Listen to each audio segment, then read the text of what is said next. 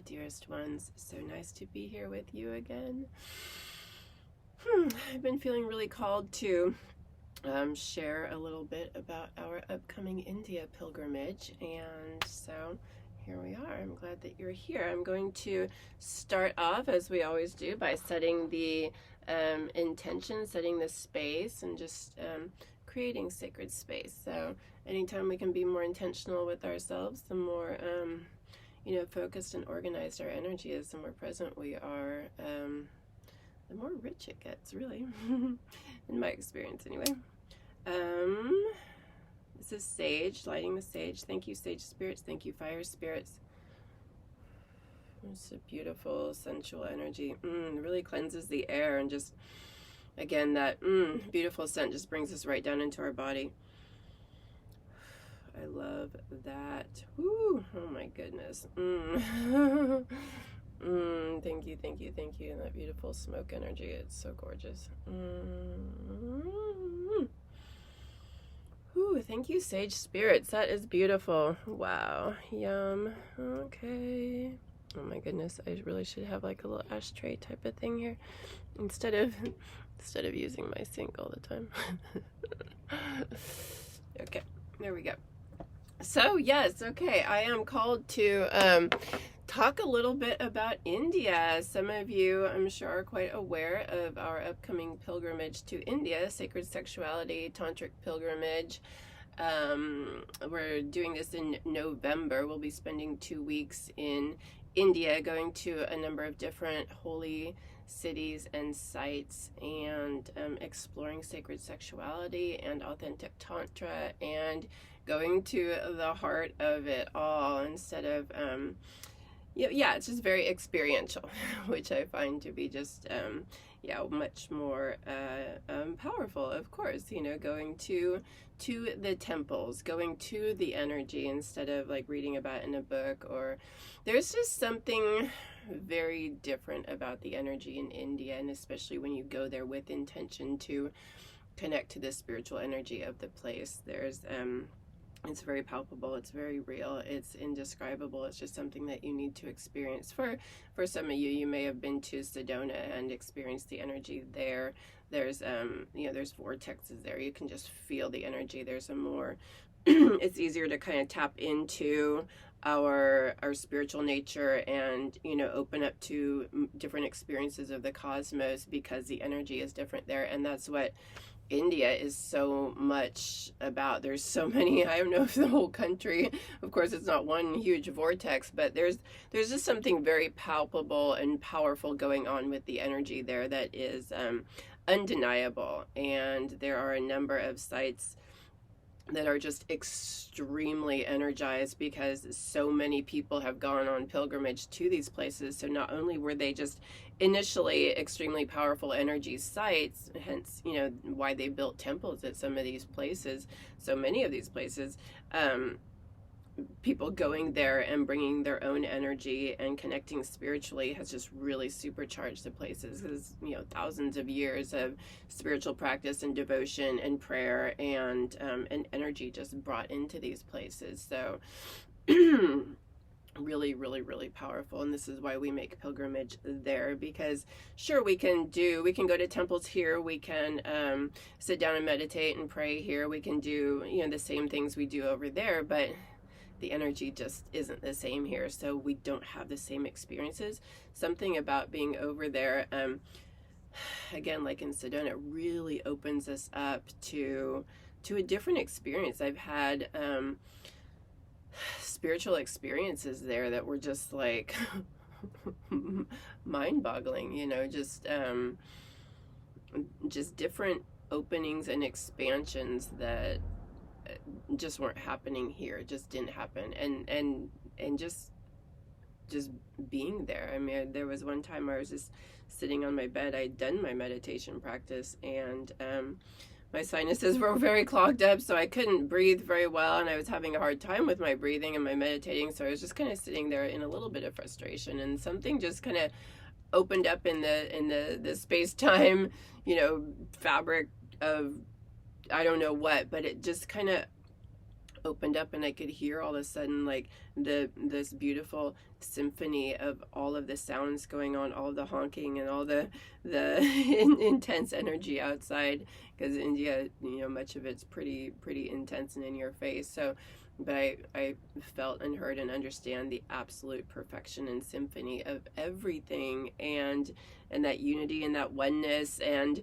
you know, it just kind of opened up and happened, and I wasn't doing anything to, you know, try to get into this place. Or and I've had, yeah, it was very profound. Of course, words don't ever really explain these types of things, but I remember just sitting there, like, and tears were just streaming down my face, because I understood so much, and I was feeling and seeing and knowing, you know, so much of the perfection of our experience and the beauty of it. And there was, yeah, it was just this elevated experience that I can't recreate. And I mean, I can return to it, you know, with these experiences we have, we can return to them and know that those are the truth of our experience. A lot of the other stuff we're doing and experiencing is a lot of conditioning and limitation and some just heavier, denser energies. But when we have those moments of that absolute clarity, and we see through to what reality really, what's really going on here underneath all this stuff, you know, we have those moments we can always return to, you know, in our mind. It just like, it kind of keeps us centered and focused, and like knowing that a lot of the other stuff we might be getting caught up in is just that stuff we're caught up in. You know, the baseline, the truth, the reality is this unity and this oneness and this love. So you know, and I've had a number of experiences like that in India that just, again, they just don't happen in this energy. There's something going on there, which is why we go to India, which is why so many people do go to India on pilgrimage. You know, for spiritual seekers, people that are looking to have a different experience and open up their spiritual, you know, their energy body, their spiritual path, their you know, awaken their experience. So yeah, so I'm so excited to be taking us there, for us all to go there and to have that experience. Somebody just emailed yesterday, and it looks like we're up to 3 participants now. So I'm so excited. So that being said, there's like 3 more spots. So if you're interested in this, you know, reach out and let me know, because I think it's gonna fill up. So very, very, very exciting. I'm keeping it a small group because I just want it to be very intimate, and want us to get to know each other, and be able to have good communication with each other and connection with each other. When it gets too big, then it just kind of gets a little unruly. And part of the purpose of pilgrimage together like this is to connect deeply with others who are also on a spiritual path, also interested in expanding their consciousness, awakening to greater love, ability to love themselves, to love others, to know more of what's really going on here in our experience, in our human experience. So yeah, the spiritual path can be a little bit of a lonely one, so really nice to have others to connect with. And again, around sacred sexuality. I mean, that's the theme of this. We're going to be learning about that, and what is that, and authentic tantra, what is that? Because tantra has been really kind of what's the word, there's a lot of misconceptions around what tantra is. Authentic tantra is not about sexuality. There is, you know, some sexual practices when you get to a certain level, and I'm not, I want to be careful with this, because I'm not trying to poo-poo anybody that's teaching tantra in this way, but there just has been a lot of misconceptions. And though there are sexual practices in tantra, that is not what the key focus is. It's really about bringing the masculine and the feminine energies together and balancing and harmonizing them within ourselves, and then we have the balance and harmony without, you know, with another, if we choose to do that. But again, that's just more of kind of a practice to play with those energies of the masculine and the feminine. But really, it's about our internal energies, and it's about understanding the universe and cosmology in that masculine and feminine energy. The masculine principle holds space and is consciousness. This Shiva is a consciousness. The masculine holds space for the feminine to create and do her dance and just, you know, be that life force energy, that creative impulse, that, like, you know, the doing the dance. And there's not one is any better than the other. They just arise together, but ultimately they're one. You know, they're one, and that's where we get to when we play with these practices and, you know, understand how it works. There ultimately is no separation. We're having that experience of separation, so we get to play with the energies and have fun with them, and have fun in these human bodies, in our sensual sexual energy, which is not necessarily about having sex. Our sexual life force energy is an energy that flows through us. It is that creative impulse. It is that life force energy. And we have kind of gotten lost thinking that sex is just about the act of sex, that sexual energy is just about that, but it's so much more and so much bigger. And that's really what we're going to be exploring on our pilgrimage. We're going to really look at the masculine and feminine principles and energies and how they show up for us, and how we may be out of balance with those, because that's pretty rife in our society, and how we might be approaching our sexuality in a way that isn't necessarily healthy or beneficial for us, given so much conditioning and limitations placed upon it. So we're going to look at just really expanding our understanding of sexuality and sensual energy. And India is a beautiful place to get really into our sensuality, because our senses are just so, like, whoa, opened and expanded, because there's so much going on there. It's just like a feast for the senses. It can be an overload for the senses, but you're definitely sparked and alive and awakened. You know, things you didn't even know could be awakened get awakened there. And it's thought-provoking, it's sense-provoking. It just really, like, brings you into your body, which is our senses, you know, sight, touch, taste, sound, you know, all the things. We're gonna be, like, really opening to that in a bigger way. So that's expanding our understanding of what sensuality is, and really relating to our experience and our world from a very sensual place, and doing things to get into our senses more. So I'm very excited about this. I've gone to India, I think 7 or 8 times now, on my own personal pilgrimage, and it's just been, like I said, very expanding, consciousness altering, but in a, not like drugs, you know, but more like really opening things up for us. So and part of what I love about going there is visiting the temples, and that's kind of what I wanted to talk to you about today. And the temples, like I was talking about earlier with the energy, they're just very powerful energy centers and places to, again, help us connect more and open more to different realms of possibility, different experiences. The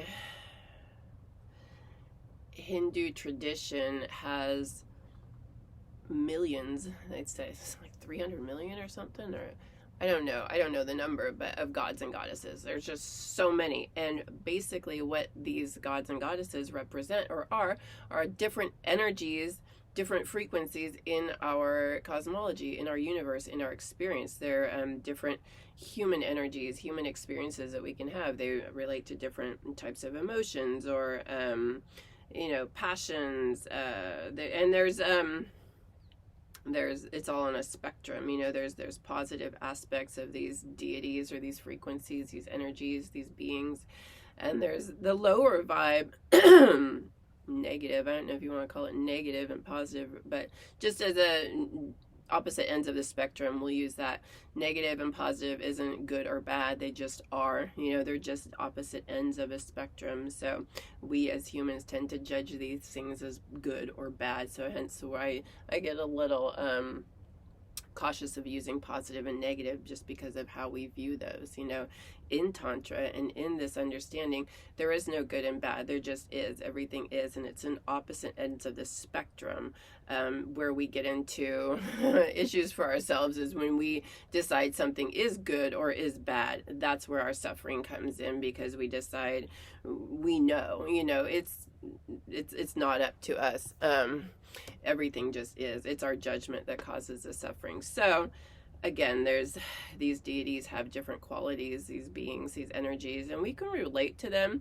It was helpful for me to relate to the different Hindu gods and goddesses as simply frequencies, you know, so because we can get a little caught up on I don't know, everybody has a different experience of how they might relate to a god or goddess, you know, and some people that might be a real turnoff. So for me, it was helpful to just think of them as frequencies, as qualities, as energies that are part of our experience. So it's because growing up in this Christian society, the word God was a real thing for me, and this thing in the sky who is better than me, above me, and you know, maybe judging me, punishing me, whatever, you know, that's our human experience of, or our human putting very human qualities on God, which to me is so much bigger than that. It's just but that's been a journey for me. But anyway, so if it's more helpful for you to relate to these gods and goddesses as frequencies or energies, and you know, that might be useful for you. It was certainly helpful for me. So each different god and goddess has a different quality, different qualities that we might relate to, and the reason that we do connect with some of them versus others, or maybe they have qualities that we want to strengthen in ourselves. So really, they are an external expression of our internal world, our internal humanness, our human experience. So, and they are also their own beings and their own frequencies. They are that, but as above, so below, as within, so without, macrocosm of a microcosm, and etc. We are them, they are us. So for me, like, connecting with one of the goddesses is Durga. She's a real warrior goddess, and she's just like super powerful and fierce, and just, you know, that me connecting with her and relating to her and meditating on her energies and frequencies and qualities helped me to strengthen them in myself and open up to those. What are those? How does that show up for me? How do I strengthen those? So that was my connection with that particular goddess. And there's some temples, one of them we're going to go to, that was just, you know, some powerful messages were coming through for me that were just like, wow. And again, when we go and we open ourselves up to these experiences and to this wisdom and to these messages coming in, these frequencies are real, and they connect with our frequencies, and we get wisdom, you know, messages come through, insights come through, awakenings happen, openings happen, because that's our intention. We're going with this intention, and that gets met by the universe. It absolutely does. So so powerful things can happen when we go on pilgrimage like this. So there's a variety of different gods and goddesses that we will be going to connect with, these frequencies, these temples, and the energies are strong at the temples, which is why we go to the temples and make pilgrimage to there. Again, it's about intention. What do we want to strengthen with ourselves? Within ourselves. Lord Shiva is the sacred masculine. He is like the, you know, the ruler. It's Shiva and Shakti. Shiva is the masculine, Shakti is the feminine. And Shakti, they each have multiple different expressions of their feminine and masculine, and each of the expressions, each of the different gods and goddesses are expressions of those two, which are ultimately one. So they split off into two, and then those split off into many. So so Shakti is the feminine principle. There's many gods and goddesses. There's many goddesses that are aspects of that Shakti, of the feminine. Durga, the one I was just speaking of, that's the warrior energy of the feminine. So we'll be connecting with a couple of different god and goddess temples that I have found especially powerful. But again, it's going to depend on you and what speaks to you. A lot of people, Hanuman really speaks to them, and that is when his aspect, his heart is wide open. He's a very devotional energy and frequency, and that really speaks to some people. I haven't connected with that experience myself, so I don't seek that out, but maybe that speaks to you. So again, there's a god or goddess of frequency and energy for everybody, because we are complex beings, and there's so many energies and so many frequencies and so many experiences that we have, and there's, each of these energies, it reflects that. So that's why it's so rich and so wide, in the Christian. Hold on a second, I'm getting just one moment, please. Yes.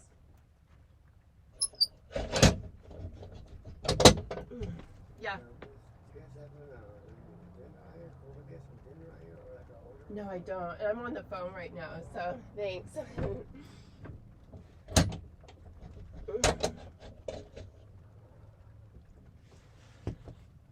Okay, let's see. That was somebody looking for some food, which it's always so strange for me. As a female, I'm so kind of like programmed into being defensive towards random men knocking on the door. So, and I really need to look at that within myself. Is there anything to really be fearful about? But we're so programmed into that as women to be fearful, and I know that's not an experience that men have to the same degree. I mean, we've all kind of grown up in this society that teaches us that kind of the world is out to get us. So, let's see. So that hurts my heart to see somebody who is hungry, and then I'm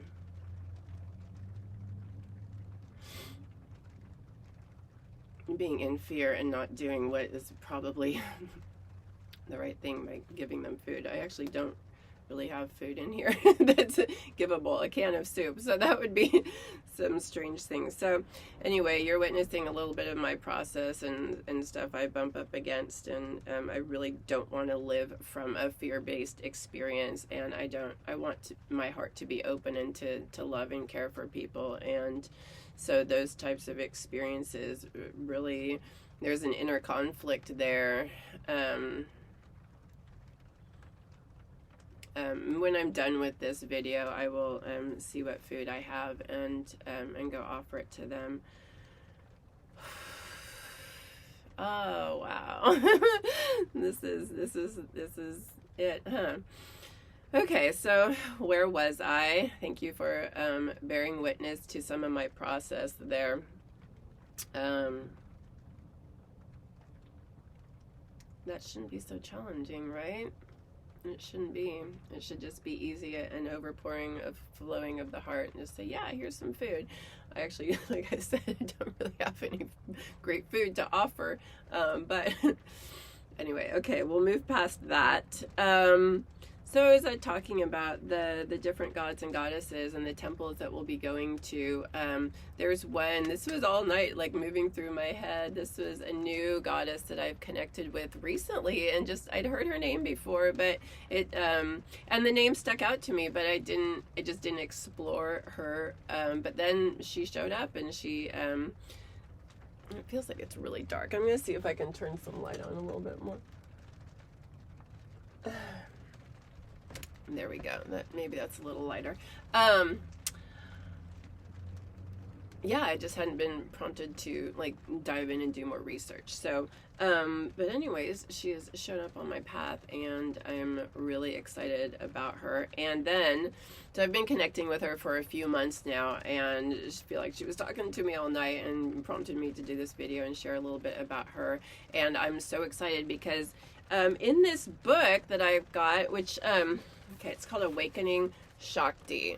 And this is going to be, for me, like, there goes the receipt, recommended reading for those of you who want to come on this pilgrimage, because It is some of the best explanation of Tantra that I have come across in a Western book, and it's not just all about sex and having a longer orgasm, and because that is not what Tantra is about. It absolutely isn't. So her explanation of it in here is just freaking beautiful. It's very digestible. It's very understandable. It's very complete and thorough. So I'm highly recommending this, and it gets into some of the different goddesses that we're going to be connecting with over in India. So in reading this book and reading about, her name is Lalita Tripura Sundari. That's the new goddess that I've been connecting with. She's not new, of course, but new frequency, new energy that is really speaking to me.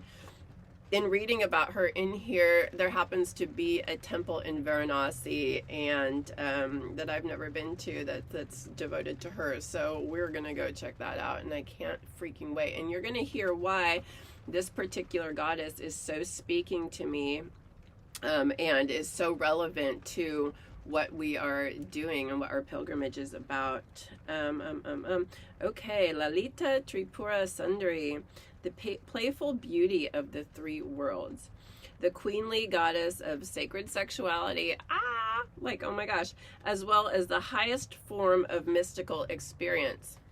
You see how the two are interrelated? That's been my experience of it. Whose blessing unites the energy of the body with the energy of the spirit.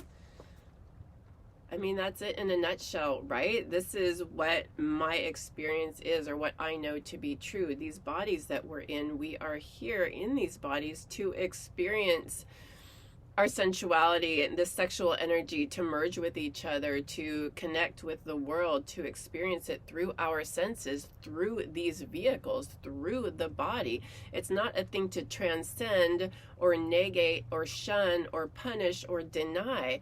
This is our spiritual path. This is our spiritual vehicle. We're here in this world to experience, to explore, to play, to have fun, and yes, to connect with each other through these bodies. And there's such powerful spiritual energy when the two become one, because that's ultimately what we are. We emerge from the one, and we separate into the feminine and the masculine principle. Regardless of your gender, we each have these different energies within us. So regardless of who you're attracted to, what other type of gender, this is not a discussion about gender and gender roles and who you're attracted to. So our experience just is made up of feminine and masculine energy, and you could put a different word on it, but it's just the polarities. It's the opposite ends of a spectrum, and they are magnetized. They want to come together, and that's what we want to do. We want to come together. The desire is extremely strong. It's at the base of everything, right? I mean, that desire to unite and to be in unity and to be in oneness drives so freaking much of our experience, and to have it so shunned and shamed and perverted and distorted is just like, it's painful for us. It's horribly painful for us, and it's why we've lost so much of ourselves, and we're so confused, and we're just like, what? When the desire is so strong and yet we're told it's wrong, like, how do we organize that within ourselves? How do we get right? How do we feel right when we're following our passions and yet we're told that's wrong? So this beautiful, the goddess of sacred sexuality, uniting the energy of the body with the energy of the spirit. And it's just so gorgeous. So we're going to go to her temple. I wanted to show you an image of her that's in this book.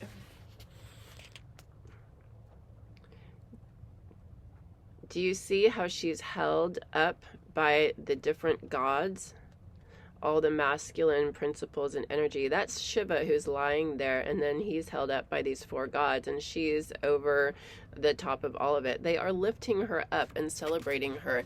It's the masculine holds space for the feminine, and she does her dance, she does the creation, she does the creativity, and the masculine is just holding space and being conscious and being present and just like basking in the joy and the bliss of her experience and her expression and her passion, and just like that's how he comes alive. And I know we understand this, we can relate to this, you know, part of what's going on is the feminine has been so shut down, and then the masculine doesn't get to experience the feminine, and he misses that energy, he misses that passion, he misses her dance, and he's trying to get her to dance, and she's so shut down. And so we're gonna get way into that. I'm not gonna get too into that right now, but what we are doing here is of real focus is reawakening the feminine energy within ourselves,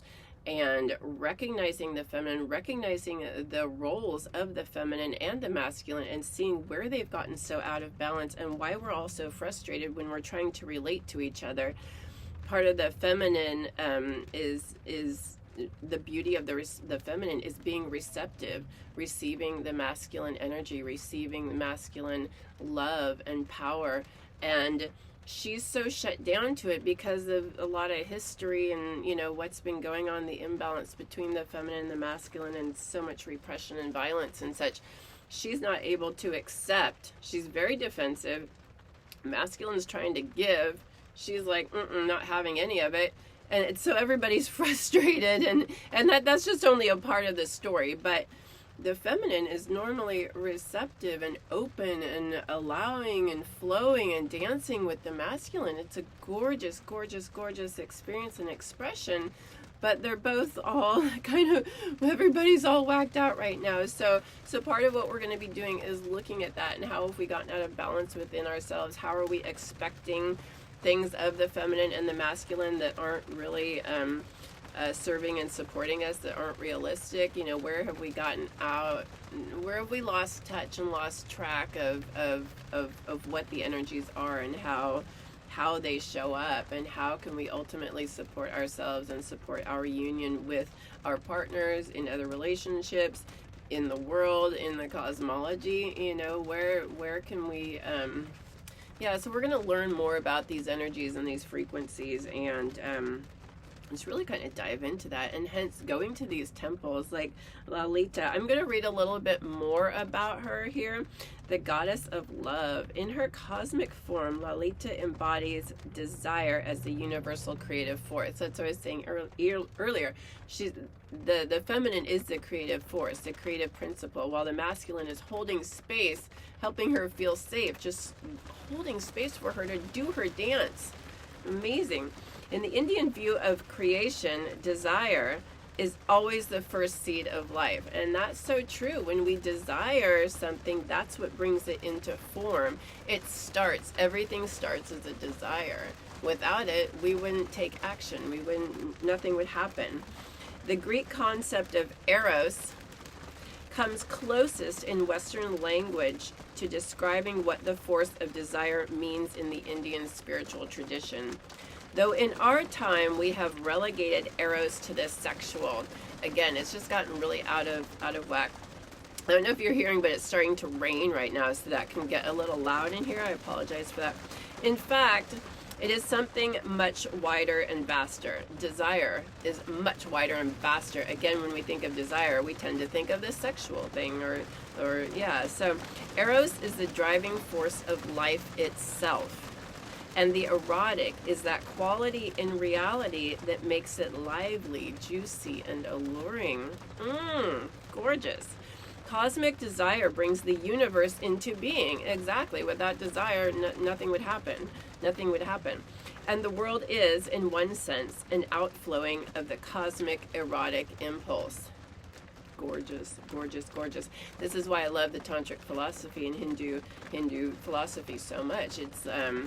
It's just how our energy works. It's how the cosmos works. You know, the masculine and feminine, the dance between the two. Lalita personifies desire in all its forms, starting with the cosmic desire that impels the formless unborn to explode into forms. There's that creative life force energy that we're always creating. We're creating, you know, even when we're unconscious, we're creating our own reality. We're constantly in creation. In the holographic universe that the Tantras celebrate, that wave of desire is expressed through the entire visible and invisible world. Lalita is the cosmic force that Brian Swim calls allurement. The same force that draws atoms together into molecules also manifests as the attractive scent that flowers send forth to attract bees, right? Again, this is how everything works. That attraction, that allure, that desire that pulls in and whoo. And as the inner heat and moistness of human sexuality. As a spiritual principle, Lalita's Shakti, her feminine energy, her life force energy, channels mundane desires into active spiritual aspiration. Woo! I could just keep going, but that, I think, is just like, So when we meditate on Lalita, Tripura Sundari, we can access two of the most alluring aspects of the goddess, her creative, life-enhancing, generative energy, and her power of spiritual bliss, the inner pull by which she draws the outgoing mind into this spiritual heart.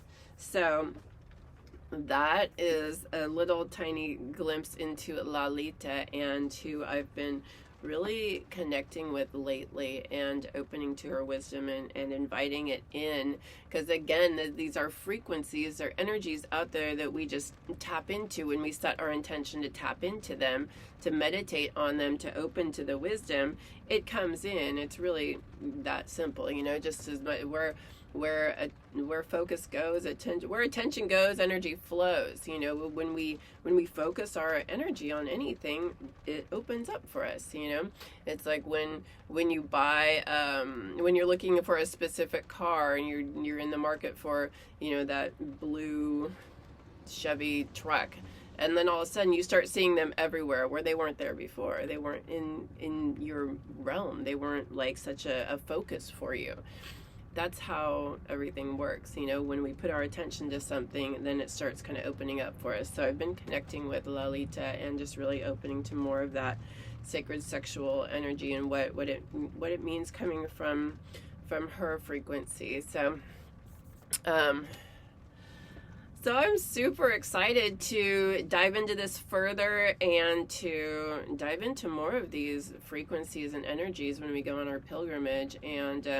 And again, like, how do they speak to you? How do they open up for you? The Shiva is one of the masculine, or like I said before, kind of the masculine principle that again breaks open into numerous different specific qualities of the masculine that you can connect with. And we're going to go to his main temple in Varanasi. That's just kind of like, the center of the world in Hindu tradition. It's very, very important, powerful spot. And connect with those energies in a bigger way and see what that opens up for you. And yeah, we'll be having a lot of discussion around this during the pilgrimage and leading up to it. This is going to be quite an exploration and quite a deep dive into the feminine and masculine energies within ourselves, and bringing more balance into them, and in a way that supports our sexual union with ourselves. First and foremost, if we're not healthy in our own sexuality, we're certainly not going to have the fulfilling, nourishing relationship and connection with another that we truly long for. There's so many aspects of that we're going to get into, and we're going to keep discussing and talking about. But I just wanted to touch on this little piece right now. And Lalita was talking to me all night, and she's like, do a video about me. She wanted to share herself with you and say hi. So there's that. And again, just a little bit about the purpose of India and the purpose of going to the temples, because again, it just opens up so much for us, and the energy is freaking palpable. So beautiful things will be transpiring, and I'm looking forward to connecting with you there. It's just gonna be so freaking magical and life-changing and transformative. So yeah, feel free to, I'll put the website down below. Actually, I'll do that. I'll put a link to the pilgrimage page on my website that will take you to the main pilgrimage page. So this pilgrimage comes with a beautiful experiential honoring ritual and connection between the masculine and the feminine. So we will not only just be learning about this and discussing it, we're going to be practicing it. What does that mean to really come together in sacred union? So that is a very special, magical part of this pilgrimage that that you and I will be experiencing together, if this is something that you are interested in coming for. So hence my having a private, there's information on my webpage about that, but then there's also a separate website about the pilgrimage that doesn't mention anything about that, because again, not all for public consumption. So and I wanted to create a website that you could share with people. You could share with friends and family if you wanted to do that, so they can see what you're up to and where you're going to be for a few weeks. So I don't discuss that ritual. It's mentioned there, but yeah, just keeping that a little more private. So if you're curious about what does that mean when you see that on there, what's his honoring ritual, yeah, we can talk about that further too. So and yeah, I do explain that a bit on my website. So yeah, I'm really excited about that, because again, it's one thing to talk about this, but to have the actual experience and to really come into our bodies and get present and connect with each other with so much intention and in that space and setting with the energy so palpable and beautiful, it's really, I trust, going to open things up in a really gorgeous way for us, and really be a game changer, you know, and something that you can take back into your experiences, and really should open up your whole sexual experience, you know, and how you relate to your sexuality and your sexual energy, and seeing how to move it more and how to expand it and open to a whole different way of that. So very excited about that, very excited. This is a key piece of this pilgrimage, and I just yeah, I couldn't be more excited to offer that. So yeah, reach out if you have any questions, and when you're ready to sign up, we're gonna have an interview before, so we can talk and make sure this is the best next step for you, because you know it needs to be, so thank you so much for being here, and I look forward to further communication about what's going on, and exploration, and discussing all of these gorgeous energies and frequencies to really support our coming into greater self-love, knowing our self-worth, being strong in our power, confident in who we are, and ready to just stand strong and be in our essence and in our sacred feminine, in our sacred masculine energies, strong and powerful. And yeah, thank you. And thank you to all of our guides and all of our angels and all of our, thank you Mother Earth, thank you Father Sun for holding us and supporting us so beautifully. Thank you to all the gods and goddesses and energies and frequencies that we connect with. So yeah, thanks all. Bye. And now I'm gonna go see if I can get some food for that person. Bye.